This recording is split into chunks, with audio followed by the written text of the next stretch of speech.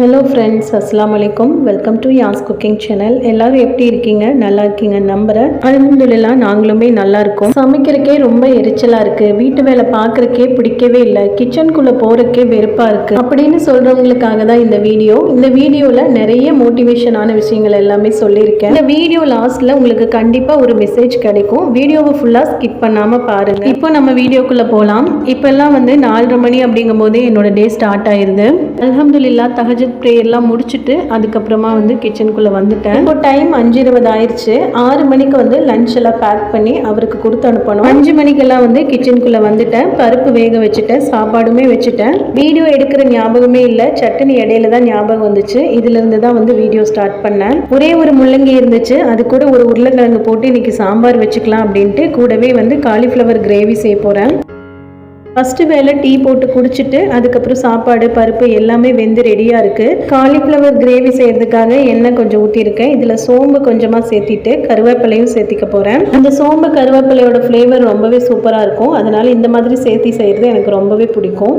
கூடவே வெங்காயம் கட் பண்ணி வச்சுருந்தேன், அதுவுமே ஒரே ஒரு தக்காளி சேர்த்திட்டு நல்லா வதக்கிட்டு கொஞ்சமாக இஞ்சி பூண்டு பேஸ்ட்டு, அதுக்கப்புறமா மிளகாத்தூள், மல்லித்தூள், மஞ்சள் தூள் இதெல்லாம் போட்டுட்டு காலிஃப்ளவரையும் போட்டு லைட்டாக தண்ணி தெளிச்சிட்டு மூடி வச்சா போதும்.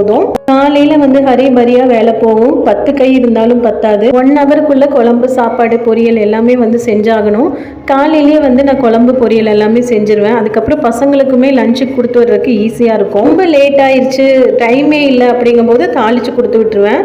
அது எனக்கு 2 வேலை தான். குழந்தைங்களுக்கு அப்புறம் ஒரு குழம்பு வச்சு கொடுக்கணும். அதனால இந்த மாதிரி செஞ்சுட்டேன் அப்படின்னா எனக்கு வேலை ரொம்பவே ஈஸியாக இருக்கும். என் பசங்க தாளிச்ச சாப்பாடெல்லாம் சாப்பிட மாட்டாங்க, குழம்பு பொரியல் தான் கண்டிப்பாக வேணும். அதுலேயும் என் பெரிய பையனுக்கு குழம்பு இல்லாமல் சரியே ஆகாது. அதனால நான் ஒருசா குழம்பே வச்சிருவேன். எப்பவுமே நம்ம சமைக்கும் போது ஒரு வேலைனா ஒரு வேலை மட்டுமே செய்யக்கூடாது. இந்த வேலை செஞ்சுட்டு இருக்கிறதுக்குள்ள இன்னொரு வேலையும் செஞ்சு வச்சிடணும். இப்போ எண்ணெய் ஊற்றி சூடாகிறதுக்குள்ள வெங்காயம் கட் பண்ணிடணும், வெங்காயம் வதங்கிறதுக்குள்ள இன்னொரு வேலை அப்படின்னு மாற்றி மாற்றி செஞ்சோம் அப்படின்னா தான் நமக்கு 1 மணி நேரத்துக்குள்ள பல வேலைகள் நம்மளால செய்ய முடியும். அவசர நேரங்களில் எப்படி வேலை செய்யணும், பொறுமையான நேரங்களில் எப்படி வேலை செய்யணும்னு சொல்லிட்டு நம்ம கற்று வச்சுக்கணும். இப்போ அவசரமான நேரங்களில் குழந்தைங்களுக்கு ஸ்கூல் அனுப்புகிற டைம், ஹஸ்பண்ட் வேலைக்கு அனுப்புகிற டைம்ல எல்லாம் நம்ம பொறுமையாக வேலை செய்ய முடியாது. அதனால நேரத்துக்கு தகுந்த மாதிரி நம்ம வேலை செஞ்சு பழகிட்டோம் அப்படின்னா நமக்கு சமைக்கிற டென்ஷன் ஈஸி ஆயிரும். இப்போ காலிஃப்ளவர் எல்லாமே மசாலாலாம் சேர்த்து வதக்கி விட்டுட்டேன். கொஞ்சமாக தண்ணி சேர்த்து மூடி வச்சுட்டேன் அப்படின்னா இது ஒரு பக்கம் வெந்துட்டு இருக்கும். அடுத்துதான் இன்னொரு பக்கம் சாம்பார் வச்சிருவேன்.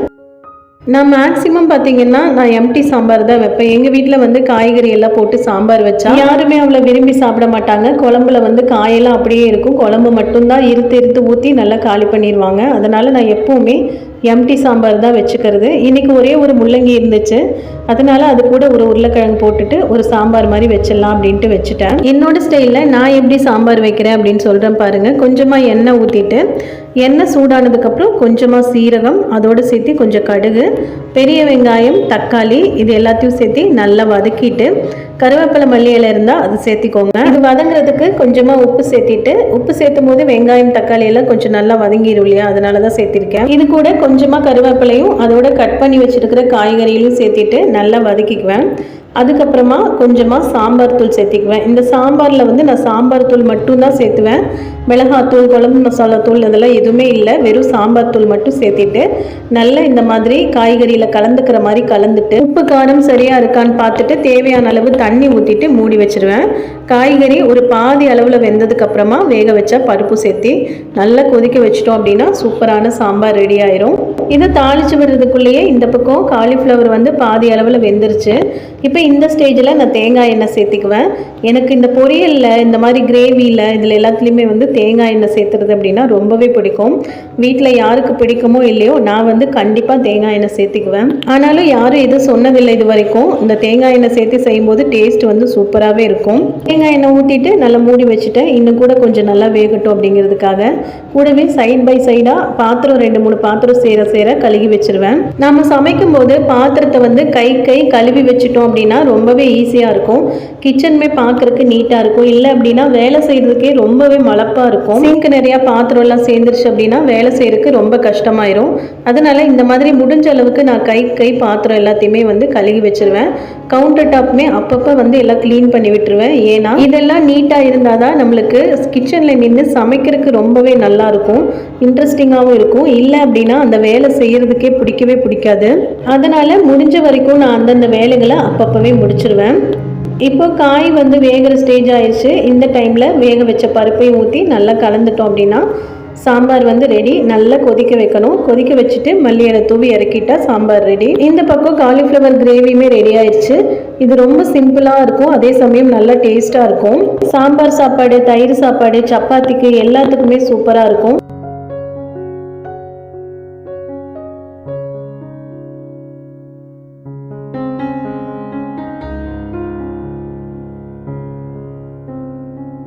கொஞ்சம் ஓரளவுக்கு வேலை முடிச்சிட்டேன். அதுக்குள்ளே வந்து டீ கேட்டாங்க, அதனால் டீ சூடு பண்ணிகிட்டு இருக்கேன்.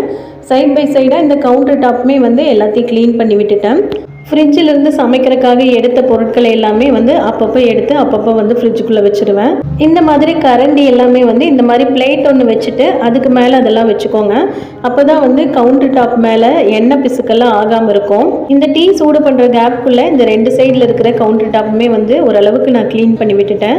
இதெல்லாம் சும்மா தான் அப்பப்போ பண்ணுற வேலைகள். இனிமேல் தான் வந்து நிறைய வேலைகள் இருக்குது. டீ சூடாயிருச்சு. டீயுமே ஊற்றி கொடுத்துட்டு மற்ற வேலைகளை பார்க்கணும். இந்த மாதிரி ஹரிபரியாக நம்ம வேலை செஞ்சு இருக்கும் போது டீ குடிச்ச திருப்தியே இருக்காது. பொறுமையாக இவங்களை எல்லாம் அனுப்பிச்சுட்டதுக்கு அப்புறமா பொறுமையாக உட்காந்து சூடு பண்ணி குடிச்சாதான் எனக்கு நல்லா இருக்கும்.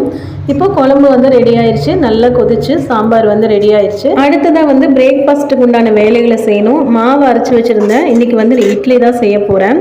இட்லி வந்து காலையில் சாப்பிட்றதுக்கு கொடுத்து விட்டுட்டு மத்தியானம் சாப்பிட்றதுக்கு சாப்பாடு கொடுத்து விட போகிறேன். இதான் சாம்பார் வச்சுட்டா இட்லிக்கும் ஆயிக்கும் சாப்பாட்டுக்கும் ஆயிக்கும் அப்படின்னு சொல்லி ஐடியா பண்ணி தான் சாம்பார் வச்சேன் இன்னைக்கு.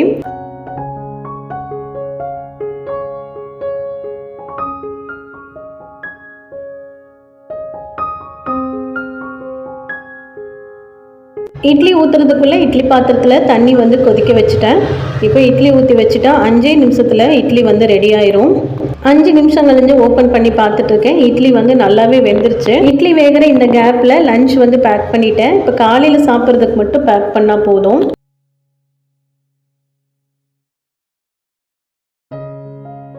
நாம் வீட்டு வேலைகளை நம்ம கொஞ்சம் என்ஜாய் பண்ணி செஞ்சோம் அப்படின்னா எந்த வேலையுமே கஷ்டமே இல்லை. இப்போ டைம் பார்த்தீங்கன்னா 5:50 ஆயிடுச்சு. எல்லாமே பேக் பண்ணி அவங்களையுமே வெளியில் அனுப்பிச்சி விட்டாச்சு. இன்னுமே நல்லா விடியலை. வெளியில் வந்து பார்த்தா இந்த அளவுக்கு தான் வந்து விடிஞ்சிருந்துச்சு. காலையில் 4:30 to மதியானம் 1:30 மணி வரைக்கும் உள்ள வேலைகள் நான் என்னென்னலாம் பண்ணுறேன் அப்படிங்கிறது தான் இப்போ பார்த்துட்டு இருக்கீங்க. ஒரு 5 நிமிஷம் இப்படி வெளியில் நின்று பார்த்துட்டு ஃபஜர் ப்ரேயருக்கு வந்து டைம் ஆயிடுச்சு.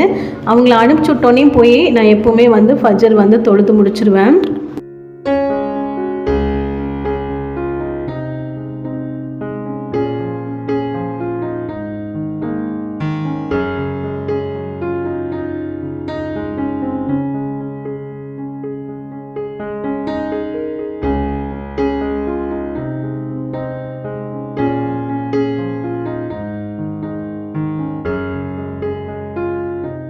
ஃபஜர்லாம் தொழுது முடிச்சுட்டு இப்போ கொஞ்சம் வந்து நல்லா விடிஞ்சிருச்சு. இப்போ வாசலெல்லாம் தெளித்து விடலாம் அப்படின்ட்டு போய் தெளித்து விட போகிறேன். வாசலெல்லாம் வந்து தெளித்து விடணும் அப்படின்னு யாருமே வந்து கம்பல் பண்ணலாம் மாட்டாங்க.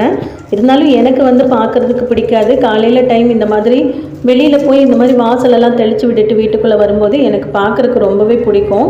அந்த சில்னஸோட ரொம்பவே நல்லா இருக்கும். அதுக்கப்புறமா போய் செடிக்கெல்லாம் தண்ணி தெளித்து விட்டுட்டு வந்துடுவேன். இந்த மாதிரி வேலைகள் எல்லாம் என்னோடய ஸ்ட்ரெஸ்ஸிலேருந்து கொஞ்சம் ரிலீஃப் ஆகிறதுக்காக நானாக செய்கிற வேலைகள் இது எல்லாமே. ஒரே மாதிரி கிச்சன்லேயே நின்று கழுவ கூட்ட இந்த மாதிரியே பண்ணிகிட்டு இருக்கும்போது ரொம்பவே போர் அடிக்கும்.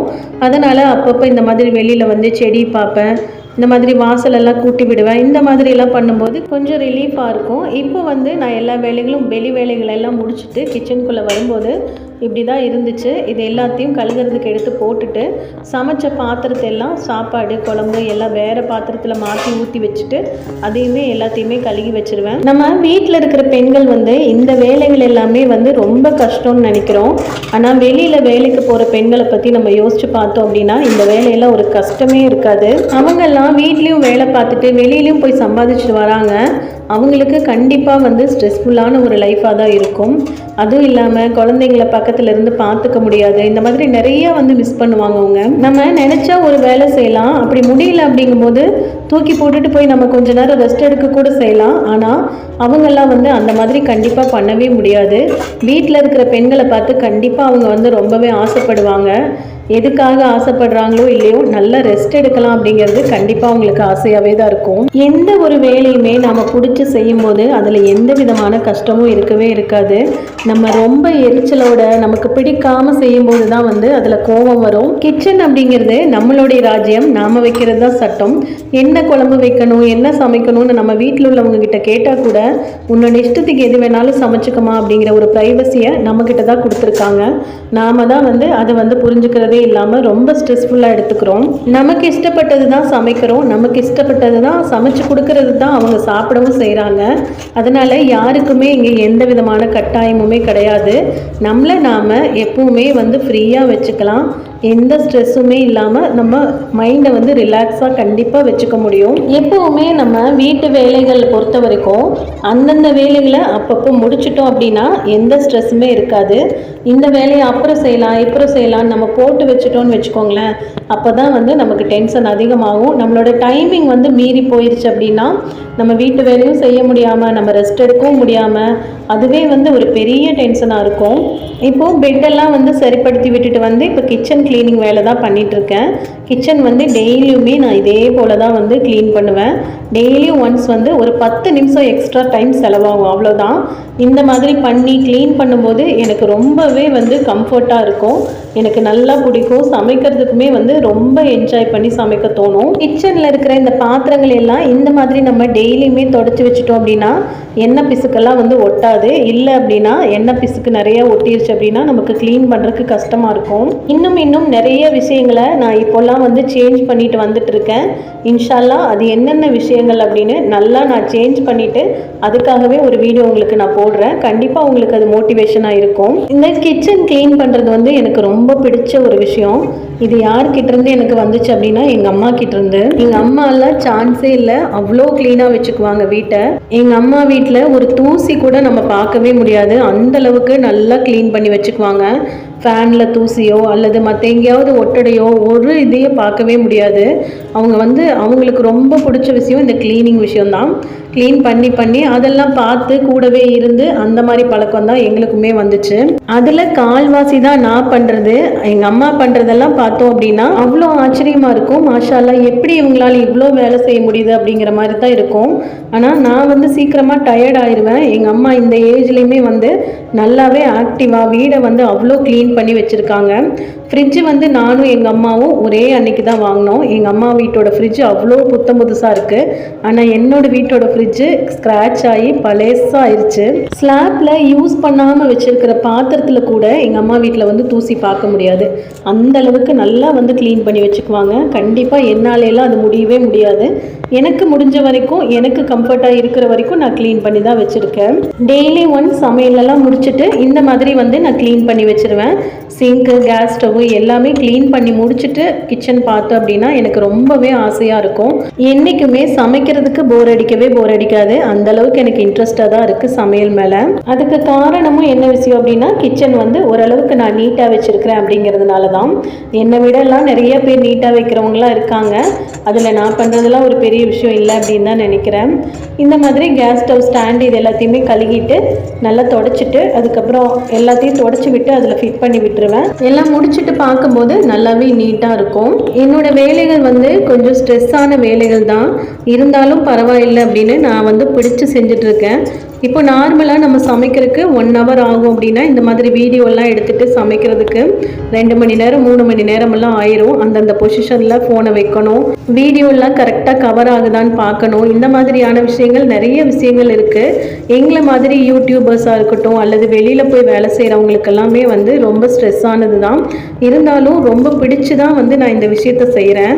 யாருமே என்னை கட்டாயப்படுத்தவோ இல்லை செஞ்சு தான் ஆகணும் அப்படிங்கிற எந்த காரணமுமே கிடையாது. எனக்கு பிடிச்சிருக்கு, அதனால் நான் செய்கிறேன். உங்களுக்கு பிடிச்ச விஷயத்த யார் சொன்னாலும் சரி நீங்கள் அதிலிருந்து பின்வாங்கி வெளியில் வரவே வராதிங்க. சக்ஸஸோ ஃபெயிலியரோ கண்டிப்பாக நீங்கள் அதில் ட்ரை பண்ணிக்கிட்டே இருங்க. இன்ஷால்லா ஒரு நாள் கண்டிப்பாக நம்மளுக்குமே சக்ஸஸ் ஆகும். அந்த மாதிரி ஒரு எண்ணங்களில் தான் நானுமே போயிட்டுருக்கேன். எனக்கு இந்த சேனல் மட்டும் இல்லை, இனி ஒரு சேனல் கூட இருக்குது. அந்த சேனலுக்கு வீடியோ கொடுக்கணும், இந்த சேனல் பார்க்கணும். அது போக இன்ஸ்டாகிராம், ஃபேஸ்புக் பேஜ் எல்லாத்துக்குமே காலையில் ஆனால் மோட்டிவேஷன் மோட்டிவேஷன் ரீல்ஸ் வந்து கம்பல்சரி போட்டுருவேன். அது வந்து ஒரு 2-3 மாசமா வந்து அதை கண்டினியூ பண்ணிட்டு இருக்கேன். மாஷா அல்லாஹ் அதில் எனக்கு நல்லாவே வந்து வரவேற்பு கிடைக்குது. எந்த விதமான நெகட்டிவ் கமெண்ட்ஸுமே வந்து வந்ததே இல்லை. அல்ஹம்துலில்லாஹ் எல்லாருமே நிறைய கமெண்ட் பாசிட்டிவாக தான் பண்ணுறாங்க. நீங்கள் சொல்கிறது வந்து நல்ல மோட்டிவேஷனாக இருக்காக்கா, டெய்லியுமே இந்த மாதிரி போடுங்க, எங்கள் வாழ்க்கையில் நடக்கிற விஷயங்களை நீங்கள் சொல்கிறீங்க அப்படின்னு ஒரு நாளைக்கு நிறைய கமெண்ட்ஸ் நிறைய மெசேஜ் எனக்கு வந்துட்டே தான் இருக்குது. பணம் வருதோ வரலையோ கண்டினியூவாக நான் எஃபர்ட் எடுத்து நான் போட்டுட்ருக்கேன். இதெல்லாம் நமக்கு செட் ஆகாது, வேண்டாம் விட்டுறலாம் அப்படின்னு நினைக்கும் போதெல்லாம் இந்த மாதிரியான பாசிட்டிவ் கமெண்ட்ஸ் தான் வந்து என்னை பூஸ்ட் அப் பண்ணுது. இதுக்காகவே நான் ஓஞ்சி உட்காந்தாலும் திருப்பி எந்திரிச்சு போய் நான் திருப்பியும் வந்து இதுக்காகவே எஃபர்ட் எடுத்து நான் பண்ணிகிட்ருக்கேன். இன்ஷா அல்லாஹ் நம்மளுக்கும் நம்மளோட வீடியோ நம்மளோட எல்லாமே வந்து ஒரு நாள் நம்ம ரீச் ஆகும் அப்படிங்கிற நம்பிக்கையில் தான் நான் ஓடிட்டுருக்கேன். இன்ஸ்டாகிராம் எத்தனை பேர் பார்க்குறீங்க, என்னோட ஃபேஸ்புக் பேஜ் எத்தனை பேர் பார்க்குறீங்கன்னு எனக்கு தெரியல. கண்டினியூஸாக வீடியோ கொடுக்கணும் அப்படின்னு என்னால் முடிஞ்ச எஃபோர்ட்டை நான் வந்து போட்டு பண்ணிகிட்ருக்கேன். அதில் எல்லாம் கொஞ்சம் அதிகமாக போடுறதுனால தான் இதில் வந்து லாங் வீடியோலாம் போஸ்ட் பண்ண முடியாமல் போயிடுது அடிக்கடி. இருந்தாலும் இன்ஷா அல்லாஹ் கண்டிப்பாக இதுலேயுமே வந்து லாங் வீடியோ இனி அடிக்கடி போஸ்ட் பண்ணலாம் அப்படிங்கிற ஒரு முயற்சியில் இருக்கேன். கண்டிப்பாக ஃப்யூச்சரில் வந்து அது பண்ணுவேன் அப்படிங்கிற நம்பிக்கை எனக்கு இருக்குது. சொன்னால் நம்ப மாட்டீங்க, நான் வந்து 8th வரைக்கும் தான் படிச்சிருக்கேன். 8th வரைக்கும் படித்தாலுமே என்னோட அறிவுக்கு உண்டான விஷயங்கள் என்னமோ அதெல்லாம் நான் பண்ணிட்டு தான் இருக்கேன். 8th வரைக்கும் தான் படிச்சிருக்கேன் அப்படின்னு சொல்கிறதுக்கு எனக்கு எந்த கூச்சமுமே இல்லை. ஏன்னா சாதிக்கிறதுக்கு வயசோ படிப்போ தடை இல்லை, நம்மளுடைய முயற்சி மட்டும்தான் நமக்கு முக்கியம். நான் பெரிய அளவில் இது வரைக்கும் ஒன்றும் சாதிக்கலை. இன்ஷா அல்லாஹ் இனிமேல் வந்து சாதிப்பேன் அப்படிங்கிற நம்பிக்கை என்கிட்ட இருக்குது. எந்த ஒரு விஷயமுமே தொடங்கிட்டீங்க அப்படின்னா அது முடிக்கிற வரைக்கும் ஓயவே ஓயாதீங்க.